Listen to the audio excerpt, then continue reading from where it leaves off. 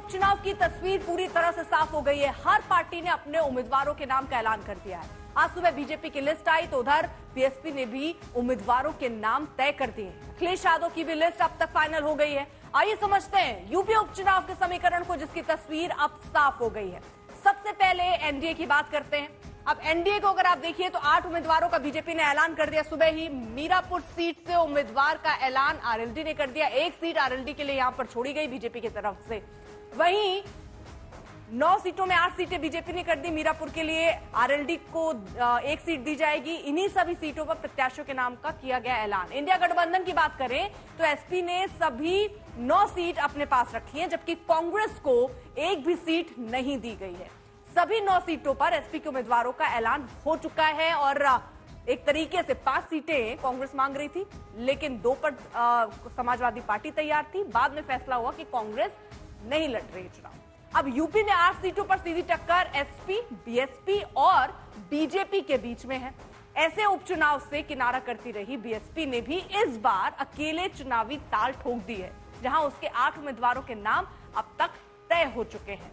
वहीं इन उम्मीदवारों की जाति समीकरण को भी अगर समझें तो एनडीए की अगर बात की जाए तो यहां ओबीसी पर दांव खेला गया है। 5 ओबीसी उम्मीदवार हैं, 1 दलित उम्मीदवार है, जबकि 3 उम्मीदवार ब्राह्मण और क्षत्रिय समाज से आते हैं। बीजेपी ने एक भी मुस्लिम उम्मीदवार को टिकट नहीं दिया, यानी 5 ओबीसी, 1 दलित, सवर्ण 3 और मुस्लिम 0, यानी कोई नहीं। वहीं अखिलेश की अगर बात करें तो अखिलेश का पीडीएफ फॉर्मूला यहां देखने को मिलता है, जहां सबसे ज्यादा 4 मुस्लिम उम्मीदवारों को टिकट दिया गया, 3 ओबीसी, 2 दलित उम्मीदवार, जबकि एक भी सवर्ण उम्मीदवार को टिकट नहीं दिया गया है। ये तस्वीर एसपी की नजर आती है। वहीं आज सबसे चौंकाने वाली खबर इंडिया गठबंधन से आई, जहां अखिलेश ने ट्वीट कर साफ कर दिया कि यूपी की सभी सीटों पर साइकिल के चुनाव चिन्ह पर उम्मीदवार उतारे जाएंगे। जिसके बाद कांग्रेस और एसपी के खटास की अटकलों को हवा मिलनी शुरू हो गई। लेकिन थोड़ी देर में पहले ही अखिलेश का एक और पोस्ट सामने आया, और वो पोस्ट क्या है? हमने ये ठाना है, संविधान, आरक्षण, सौहार्द बचाना है, बापू बाबा साहेब लोहिया के सपनों का देश बनाना है। और इसमें अलग बात क्या है, इसमें राहुल गांधी के साथ की अपनी ये तस्वीर भी अखिलेश यादव ने पोस्ट की।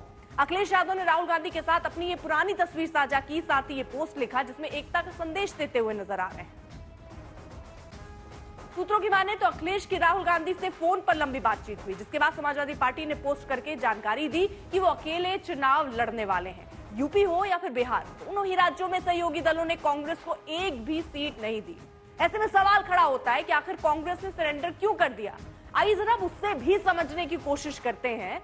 यूपी उपचुनाव की तारीखों के ऐलान के पहले कांग्रेस ने 5 सीटों की मांग की, फिर 2 से 3 सीटों पर सहमति बनी, लेकिन अब कांग्रेस 0 सीट पर आ गई है।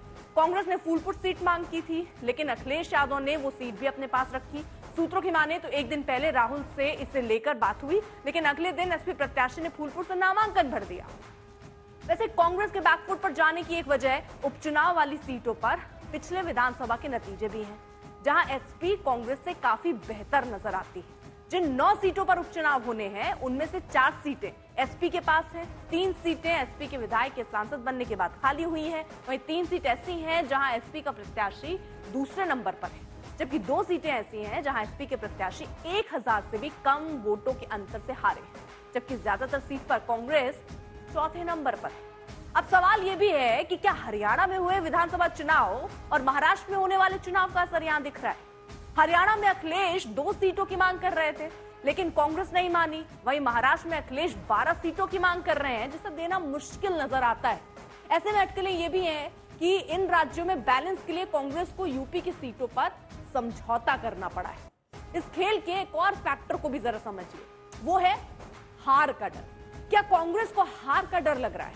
क्योंकि हरियाणा चुनाव के नतीजों के बाद कांग्रेस बैकफुट पर है। ऐसे में जिन 2 सीटों अलीगढ़ और गाजियाबाद सदर कांग्रेस को अखिलेश की ओर से ऑफर की गई, अगर उन सीटों पर हार जाती कांग्रेस तो कांग्रेस के लिए गलत संदेश जाएगा। अलीगढ़ सीट पर कांग्रेस को पिछले विधानसभा चुनाव में सिर्फ 0.91% वोट ही मिले थे और प्रत्याशी चौथे नंबर पर था। वहीं गाजियाबाद सदर सीट में भी कांग्रेस चौथे नंबर पर थी, जहां उसके प्रत्याशी को 4% वोट मिले, मात्र 4%। ऐसे में दोनों ही सीटों पर कांग्रेस के लिए जीतना बहुत मुश्किल नजर आ रहा है। अब कांग्रेस समाजवादी पार्टी में सीट बंटवारे पर बात नहीं बनी तो बीजेपी को हमले का मौका मिला। बीजेपी कह रही है कि कांग्रेस को अखिलेश ने आईना दिखा दिया है। वह इंडिया गठबंधन के नेता अब बचाव में उतर आए हैं। क्या अखिलेश यादव जी ने ये कहा कि इंडिया गठबंधन चुनाव नहीं लड़ रहा है? क्या अखिलेश यादव जी ने ये कहा है कि समाजवादी पार्टी चुनाव लड़ रही है? नहीं कहा ना। अखिलेश यादव जी ने ये कहा है कि इंडिया गठबंधन चुनाव लड़ रहा है और संयुक्त रूप से कांग्रेस और समाजवादी पार्टी के प्रत्याशी इंडिया गठबंधन के बैनर के नीचे चुनाव लड़ रहे हैं। ये अपने आप में महत्वपूर्ण बात है और हम लोग शुरू से इस बात को कहते आए हैं कि 9 की 9 सीटें लड़ेंगे, 9 की 9 सीटें जीतेंगे। और सिंबल कहां पर किसका होगा ये हमारे लिए महत्वपूर्ण नहीं है। हमारा जो आला कमान तय करेगा, कांग्रेस का अनुशासित सिपाही उस पर काम करेगा। कांग्रेस मुक्त का नारा भारतीय जनता पार्टी ने दिया था, लेकिन उसको उत्तर प्रदेश में साकार कराने का काम अखिलेश यादव जी कर रहे हैं। आखिरकार अखिलेश यादव जी ने घोषित कर दिया कि समाजवादी पार्टी के साइकिल चुनाव निशान पर ही उपचुनाव लड़े जाएंगे। अब कांग्रेस के हाथ खाली हो गए और ये हाथ का पंजा अब हाथ पलता रहेगा। कांग्रेस पार्टी की इस दुर्दशा के कारण केवल कांग्रेस ही है, क्योंकि कांग्रेस ने जैसा मध्य प्रदेश में, हरियाणा में समाजवादी पार्टी के साथ व्यवहार किया, आज समाजवादी पार्टी ने धोबी पछाड़ दांव मुलायम सिंह यादव वाला वो आज कांग्रेस पार्टी को दे दिया है। और कांग्रेस पार्टी इतनी मजबूर है कि 5 सीटों की मांग करते करते आखिरकार बिना चुनाव लड़े ही संतोष कर रही है। मैं आपको ये बता दूं कि हम लोग से कभी कभी जब कांग्रेस के लोग भी मिलते हैं, साथी मिलते हैं, तो वो बताते थे पहले तो 5-5 की बात करते थे, फिर वो 3-3 पे आ गए। लेकिन अखिलेश यादव ने हरियाणा के चुनाव के बाद कांग्रेस को एक मैसेज दे दिया और उन्होंने नहीं दिया। महाराष्ट्र में भी आप देख लीजिए, चाहे उद्धव ठाकरे हो या कोई हो, सबने एक मैसेज दिया है कांग्रेस को कि भाई आप पे और आपके नेता राहुल गांधी पे विश्वास नहीं है, इसलिए हम लोग आपके साथ गठबंधन तो रखना चाहते हैं, मगर सीटों का बंटवारा उस तरह से नहीं कर सकते। इंडिया अलायंस मजबूत है और शीर्ष नेतृत्व से अखिलेश यादव जी की बात हुई है। समाजवादी पार्टी मजबूत है उत्तर प्रदेश में, साइकिल सिंबल सब लोग जानते हैं। तो मुझे लगता है कि बातचीत करके इन 9 सीटों पे जो निर्णय हुआ है उसमें कांग्रेस, समाजवादी पार्टी, हमारे सहयोगी दल मजबूती से लड़ेंगे, क्योंकि हमारा ध्येय है भारतीय जनता पार्टी की सरकार को हटाना। हम हमेशा उत्तर प्रदेश में ये चाहेंगे कि समाजवादी पार्टी और साइकिल चुनाव निशान ज्यादा से ज्यादा सीटों पर लड़े और अपने सहयोगी दल को हम सकारात्मक रूप से बातचीत करके राजी करेंगे। कुमार अभिषेक हमारे साथ, हमारे सहयोगी इस वक्त जुड़ चुके हैं। कुमार अभिषेक, अखिलेश देखिए एक के बाद एक ट्वीट कर रहे हैं। जो उन्होंने ट्वीट राहुल गांधी के साथ फोटो की उसमें हाथ जरूर मिल रहे हैं, लेकिन सच्चाई तो यह भी है कि उत्तर प्रदेश के उपचुनाव में कांग्रेस खाली हाथ रह गई।